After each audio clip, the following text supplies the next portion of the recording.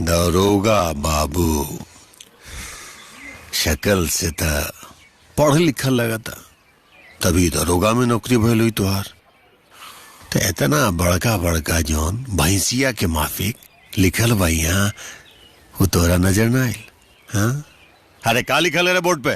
Police और कुत्ते को अंदर आना मना है।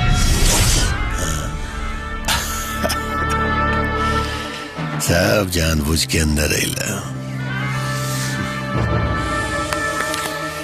अब आ ही गईला त सजा त तारा भुगते के पड़ी। यह तुहार मौत और ही घड़ा में तुहार जिंदगी बंद बा। बतावा का चाहिए?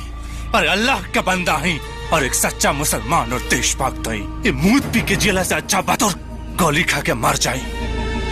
अरे रे रे पगलाई, मूत ना हरे, तो संजीवन बूटी है तुहार जीवन के रक्षा करी। हट पगला, मुँह तोड़ा पी ले। अरे शहादत के लिए कहाँ सबको वतन मिलता है, खुश नसीब है वो जिन्हें तिरंगा कफन मिलता है। मार बरगद यारो, मार गोली। अरे गोली मार। मौत पी ले। अरे मार गोली। मौत पी ले। मार गोली। मौत पी ले। अरे मार गोली मादरजात। मौत पी ले।